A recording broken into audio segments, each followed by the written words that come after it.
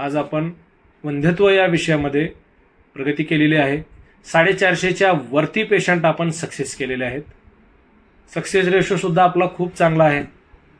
जवळपास एक 100 जोडपी आपल्याकडे आली तर त्यातली 80 जोडप्यांना आपण आईवडील होण्याचा त्यांना भाग्य आपण भगवंताच्या कृपेनं म्हणा किंवा आपल्या आयुर्वेदाच्या माध्यमातून त्यांना आपण प्राप्त करून दिलेला आहे. माऊली रामकृष्ण हरी. आज एक नवीन विषय आपण घेऊन येणार आहोत आणि तो विषय आहे इन्फर्टिलिटी. मूल न होणे या समस्येला सध्या बरीच जोडपी तोंड देत आहेत. त्या संदर्भात आज आपण चर्चा करणार आहोत. सरासरी इन्फर्टिलिटीचं प्रमाण पूर्वीपेक्षा खूप वाढलेलं दिसत आहे. त्याला कारणीभूत म्हटलं तर आपली लाईफस्टाईल आहे. दैनंदिन जे आपण खातो, दैनंदिन ज्या वातावरणामध्ये आपण राहतो, ज्या वातावरणामध्ये आपण दिवसभर काम करतो, तर तो सगळा इम्पॅक्ट, ती सगळी कारणमीमांसा इथं लागू होते.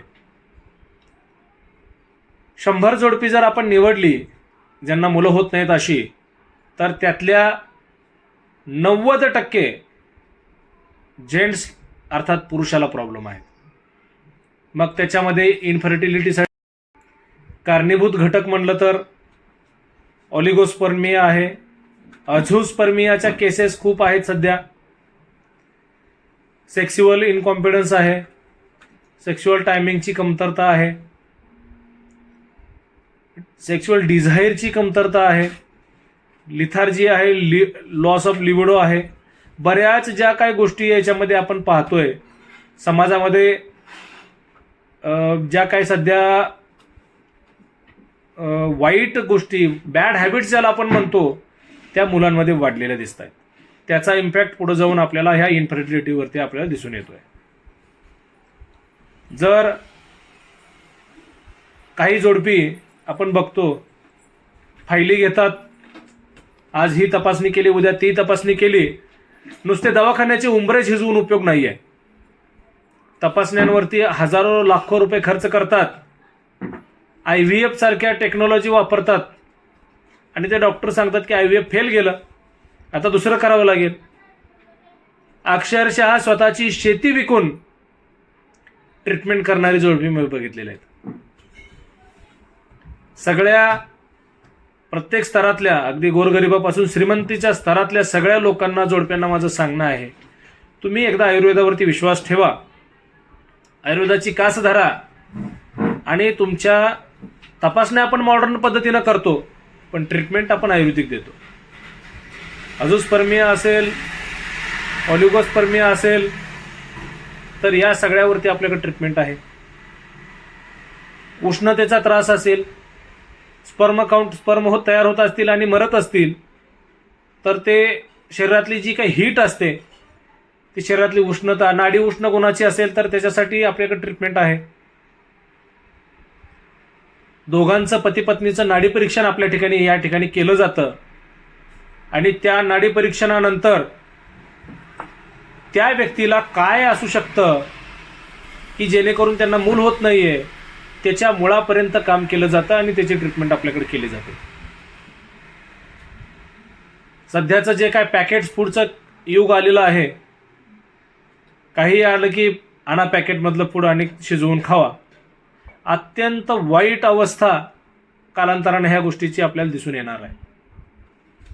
काल परवा मी एका ठिकाणी बोर्ड वाचला, पाहुणे आले चिंता करू नका, झोमॅटो करा. म्हणजे काय तर पाहुणे, अतिथी देवो भव ही आपली संस्कृती सांगते आणि जग विकृतीकडे चाललेलं आहे. म्हणजे तुमच्या पाहुण्यांचा पाहुणचार झोमॅटो नावाची एक तयार अन्न पुरवणारी कंपनी तुमच्या पाहुण्यांचं स्वागत करणार. अत्यंत माणुसकीला, संस्कृतीला कळीमा फासणारा हा बोर्ड मी त्या दिवशी वाचला सोलापुरामध्ये. खरोखर माझ्या मित्रांना सुद्धा सांगितलं, बघा ते काय लिहिलंय. हरकत नाही, मला एवढंच म्हणायचं आहे, जगाबरोबर तुम्ही बदललं पाहिजे, पण एवढंही बदलू नका की एवढं पाश्चात्यांचं अनुकरण करू नका की तुमच्यात आलेल्या अतिथीला सुद्धा तुम्ही बाहेरून मागून पॅकेट फूड द्याल, काहीतरी तयार पिझ्झा बर्गरच द्याल. अत्यंत चुकीचं आहे. आपला विषय आहे वंध्यत्वाचा, तर मला एवढंच सांगायचं आहे, हजारो तरुण सुपारी, मावा, गुटखा, पुड्या ह्या सगळ्या व्यसनाच्या आहारी गेलेले आहेत. त्यातले असंख्य तरुण दारू, सिगारेट याच्या आहारी गेलेले आहेत. त्यातले काही अजून तरुण की त्यांच्या सुरुवातीच्या काळामध्ये चुकीच्या मार्गदर्शनाखाली त्यांचं जे तारुण्याची सुरुवात होते तिथं त्यांना बरेचशा चुकीच्या गोष्टी मिळतात, चुकीचा सहवास मिळतो आणि त्या सहवासाने ती लोक बिघडतात. मला एवढंच सांगायचं आहे की धातू तयार होण्यासाठी शरीरामध्ये लाळ हा घटक खूप गरजेचा आहे. आणि ती लाळ जोपर्यंत तुमच्या पाचक रसापर्यंत, ती लाळ म्हणजे पाचक रसच आहे, पण तो आहाराला पचवण्यासाठी गरजेचा आहे रस तो, आणि त्याच्यासाठी ती लाळ गरजेची आहे. एक गुटखा खाणारा व्यक्ती कमीत कमी 1000 वेळेस थुंकतो दिवसभरामध्ये. तो किती पुड्या खातो समजा, एका पुडीच्या टायमाला 50 वेळा जर थुंकला, 50 पुड्या खाल्ल्या तर किती झाला, 20-30 पुड्या खाणारे लोक दिवसाला सहज तुम्हाला भेटून जातील मुलं. एक थुकली की दुसरी भरायची, दुसरी थुकली की तिसरी भरायची तोंडामध्ये. तर याच्यासाठी तो किती वेळा थुंकतो याचं गणित नाहीये. मग तुमच्या शरीरामध्ये धातू तयार कुठून होणार, त्याला डिझायर कशी निर्माण होणार, का त्याचा लॉस ऑफ लिबिडो होणार नाही? 100% होणार, कारण त्याच्या शरीरामध्ये धमकच उरली नाही. तर त्याच्यासाठी व्यसनापासून तरुणांनी दूर राहिलं पाहिजे, जेणेकरून तुम्हाला भविष्यामध्ये वंध्यत्वासारखी समस्याच येणार नाही. आणि दुसरी गोष्ट महत्त्वाची आहे, व्यायामाची कास धरली पाहिजे. अगदी कुठंही जायचं म्हणलं तरी गाडीवरती जायचं आहे. पायऱ्या चढायचा कष्ट नको म्हणून लिफ्ट बसवलेल्या आहेत शहरामध्ये. माझ्याकडे मुंबई, ठाणे, कुर्ला, डोंबिवली ह्या भागातून असंख्य पेशंट येत आहेत. एकाला रिझल्ट आला की दुसरा येतो, दुसऱ्याला रिझल्ट आला की तिसरा येतो. तिकडं एवढी दूषित हवा आहे, एवढं दूषित हवामान आहे. आणि मला ग्रामीण भागातल्या लोकांना एवढं सांगायचं आहे की आपण खूप भाग्यवान आहोत, आपल्याकडं खूप वातावरण चांगलं आहे. पण त्याच्यात जर आपण व्यसन करत असू, मला आसाम, केरळ थंड हवेचे ठिकाण आहेत, महाबळेश्वर असेल, आणि त्या ठिकाणी चहाचे मळे येतात. बरोबर आहे की नाही? आपल्याकडे चहाचा मळा येतो का? काय येत नाही. आपल्याकडे गरज नाही. जिथं खूप थंडी असते त्या ठिकाणी ते चहाचे मळे येतात, कारण तो चहा झाडाच्या पानापासून बनवलेला चहा त्यांना उष्णता देण्यासाठी मदतीचा आहे. आपल्याकडं इथं 45-46 पर्यंत तापमान आहे. आणि जर आपण दुपारच्या उन्हामध्ये सुद्धा जर चहा पित असू, उठल्या उठल्या उपाशीपोटी जर चहा पित असू, का आपल्या शरीरातली उष्णता वाढणार नाही? का परम मरणार नाहीत? याचा विचार आपण का करत नाही? आणि दिवसभर काबाड कष्ट करणारी लोक सुद्धा संध्याकाळी त्यांना चहाची तलफ होते. अत्यंत वाईट गोष्ट आहे. सगळ्यात महत्त्वाची गोष्ट, आपण व्यायामासंदर्भात बोलत होतो, तर प्रत्येकानं व्यायाम केला पाहिजे. आणि जर व्यायाम शक्य नसेल, जिम वगैरे जाणं शक्य नसेल, तर प्रत्येकाचं एक शेड्यूल ठरवून कुठल्या गोष्टीला किती वेळ द्यायचा, त्याला वेळ देऊन बरोबर त्या व्यायामासाठी तुमच्या टाइम टेबलमध्ये वेळ ठेवला पाहिजे. तिसरी महत्त्वाची गोष्ट अशी आहे की मानसिक ताणतणाव.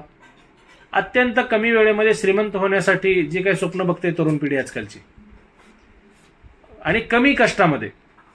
शास्त्रामध्ये एक श्लोक आहे की पुण्यफलम इच्छन्ति पुण्यम न इच्छन्ति मानवाः, पापफलम न इच्छन्ति पण पापम कुर्वन्ति यत्नतः.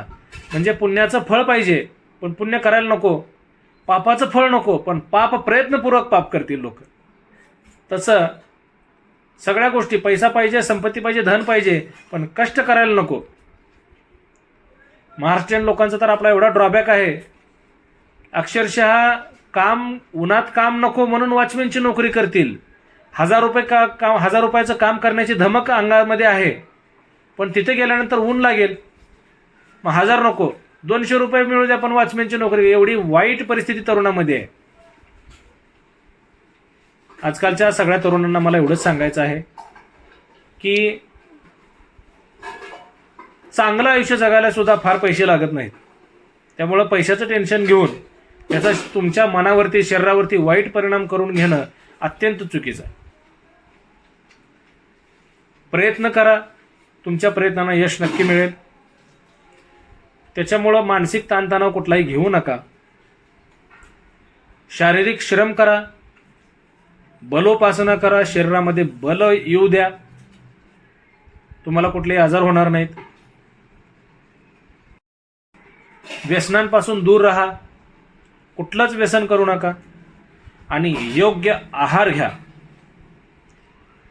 आजकाल दूध पिणे म्हणजे एवढा कप, छोटा कप, त्याच्यामध्ये हार्डली 30 ते 35 ml दूध, ते सुद्धा फार झालं 20 ml दूध, 20-25 ml, त्या कपातलं एवढं दूध पिणे म्हणजे दूध पिणे असा संकल्प अत्यंत चुकीची समज आहे. ह्या कमीत कमी 1 ते 2 ग्लास दूध तरुणांना पिलं पाहिजे, कमीत कमी. जास्तीत जास्त मग त्याच्या कुवतीप्रमाणे त्याला पचेल तेवढं, काही हरकत नाही. दूध आहारामध्ये वयाच्या 40 वयापर्यंत जी व्यक्ती घेतो तर त्याला कुठलेही त्याच्या दुसऱ्या जेणेकरून सेक्शुअल संदर्भात त्याला कुठलेही आजार होत नाहीत. कारण दूध हे कामोत्तेजक सांगितलेलं आहे. दूध हा पूर्ण आहार आहे, पूर्ण आहार. शरीरावरचं तेज, कांती, उजळ करण्याचं काम सुद्धा दूध करतं. एक प्रकारचा ग्लो येतो दुधामुळं.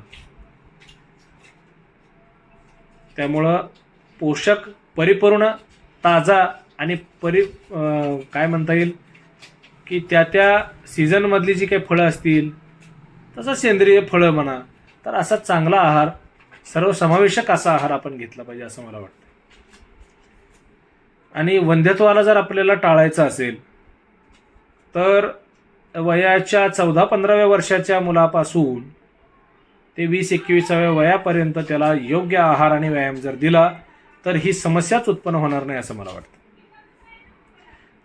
जरी काय आता ज्यांना काय प्रॉब्लेम्स असतील, ऑलिगोस्पर्मिया आहे, अझोस्पर्मिया असेल, जेंट्सला काय प्रॉब्लेम्स असतील, किंवा महिलांमध्ये सुद्धा सगळ्यात महत्त्वाची गोष्ट, आता काय महिला जातात दवाखान्यात आणि डॉक्टर सांगतात तुम्हाला PCOD आहे, सिस्ट आहेत, ओव्हरीला सिस्ट आहेत. मला सांगा, ओव्हरीला सिस्ट आहेत म्हणून मूल होत नाही अशी जी लोक आहेत त्यांना डॉक्टर सांगतात की ओव्हरीमध्ये फार मायनर सिस्ट आहेत. पण माझ्याकडे आत्तापर्यंत ओव्हरीमध्ये सिस्ट असलेले सुद्धा पेशंट कन्सिव्ह झालेले आहेत. केवळ आणि केवळ त्या महिलेची तपासणी करून तिच्या ओव्हरीत सिस्ट आहेत म्हणून तिला मूल होत नाही, हे अत्यंत आयुर्वेदिक दृष्ट्या मी सांगतो, हे अत्यंत आम्हाला चुकीचं वाटतंय. आणि दुसरी गोष्ट अशी आहे की जरी सिस्ट असतील, थोडंसं वजन जास्त, PCODचा प्रॉब्लेम असेल, तरीसुद्धा त्या महिलेला मूल होऊ शकतं. कारण गर्भधारणा ही एक नैसर्गिक प्रक्रिया आहे, नैसर्गिक प्रक्रिया. त्याच्यामध्ये हे असं आहे म्हणून हे होत नाही ही प्रोबॅबिलिटी आहे, शक्यता आहे फक्त ती. हे असंच आहे हे सुद्धा सायन्स सिद्ध करू शकलेलं नाही आहे. तुम्हाला मी 1000 उदाहरणं दाखवू शकतो की टाक्याचं ऑपरेशन केलंय मूल होऊ नये म्हणून, गव्हर्नमेंटच्या ठिकाणी केलेलं आहे, प्रायव्हेटला काय केलेलं आहे, परत दिवस राहिलेले. ही नैसर्गिक प्रक्रिया आहे. प्रेग्नन्सी, मॉडर्न सायन्स सांगतं की फॅलोपियन ट्यूबला जर तुम्ही ब्लॉक केलं तर प्रेग्नन्सी राहत नाही. अशा 100तल्या 99 केसेसमध्ये जरी झालं तरी 1% प्रोबॅबिलिटी तुम्ही नाकारू शकत नाही. पण आयुर्वेद हे 100% सांगतं, किंवा ते त्या 1%चा विचार सुद्धा आयुर्वेदामध्ये केलेला आहे की तो, मग त्याला मॉडर्न सायन्स म्हणतं एक्टोपिक प्रेग्नन्सी. पण ते राहिलीच कशी? मला एवढंच सांगायचं आहे, ज्यावेळी मॉडर्न सायन्सच्या अद्ययावत सुविधा नव्हत्या त्यावेळी सुद्धा आयुर्वेदाच्या सहाय्यानं आपले ऋषी, मुनी, वैद्य, महर्षी हे सगळे प्लास्टिक सर्जरी सुद्धा त्यांनी केलेली आहे, अवयव चेंज करायची सर्जरी सुद्धा केलेली आहे. यमला गर्भ म्हणजे जुळे तिळेच्या डिलिव्हऱ्या सुद्धा त्याने अगदी सहजपणे केलेल्या आहेत. मग आता थोडं जरी बाळाचं वजन जास्त असलं तरी सिझर करावं लागेल म्हणून सांगतात. बाळाच्या भोवतीचं पाणी कमी झालंय, सिझर करावं लागेल. बाळाच्या भोवती नाळीची वेडी आहे, सिजर करावं लागेल. आता नेमकं काय कारण मीमांसा असते माहीत नाही, आणि तेच पेशंट सिव्हिलला जाऊ द्या नॉर्मल होते. प्रायव्हेटचं पेशंट जर सिव्हिलला गेलं आणि प्रायव्हेटमध्ये त्याला सांगितलेलं असतं सिजरच करावं लागेल, ते पेशंट सिव्हिलला गेले की नॉर्मल डिलिव्हरी होते. या विषयावरती एक अख्खा व्हिडिओ होईल एक तासाची या विषयावरती. मला एवढंच सांगायचं आहे, जोडप्यांनी इतरस्थ ठिकाणी आपला वेळ न देता किंवा ॲलोपॅथीच्या नावावरती तपासण्यांचा भडीमार न करून घेता आयुर्वेदाची कास धरावी. आयुर्वेदिक ट्रीटमेंटमुळं आपल्या आयुष्याला नक्कीच एक अंकुर फुलू शकतो आणि आईवडील होण्याचं तुमचं स्वप्न पूर्ण होऊ शकतं. एकदा संत कृपा आयुर्वेद क्लिनिकला अंदूरला भेट द्या. आपल्याकडं पंचकर्म सेंटर आहे. काही औषधं, काही रेमेडीज माझे गुरुवर्य डॉक्टर S.N. ओझा सर, तसेच डॉक्टर V.D. मुंडे माझे वडील यांनी काही रेमेडीज स्वतः बनवलेले आहेत. या दोन्ही गुरुवर्यांच्या मार्गदर्शनाने आज आपण वंध्यत्व या विषयामध्ये प्रगती केलेली आहे. 450च्या वरती पेशंट आपण सक्सेस केलेले आहेत. सक्सेस रेशोसुद्धा आपला खूप चांगला आहे. जवळपास 100 जोडपी आपल्याकडे आली तर त्यातली 80 जोडप्यांना आपण आईवडील होण्याचा त्यांना भाग्य आपण भगवंताच्या कृपेनं म्हणा किंवा आपल्या आयुर्वेदाच्या माध्यमातून त्यांना आपण प्राप्त करून दिलेलं आहे.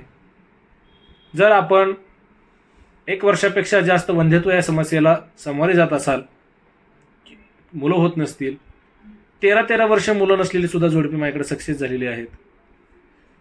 सांगायचा उद्देश एवढाच आहे, सगळीकडे जाऊन कंटाळलो, काय नाही, कुठल्याच औषधानं फरक पडत नाही. सगळ्यात महत्त्वाची गोष्ट आहे, तुमचा रोग कळाला पाहिजे तर तुमच्यावरती उपचार केला जाऊ शकतो. तुमचा रोगच नाही कळाला, तुमच्यावरती असंख्य गोळ्या काय देऊन उपयोग नाही. त्याच्यासाठी एकदा प्रत्येकानं नाडी परीक्षण करून घ्या आणि आपल्याकडे एकदा आयुर्वेदिक ट्रीटमेंट घेऊन बघा. माऊली रामकृष्ण हरी.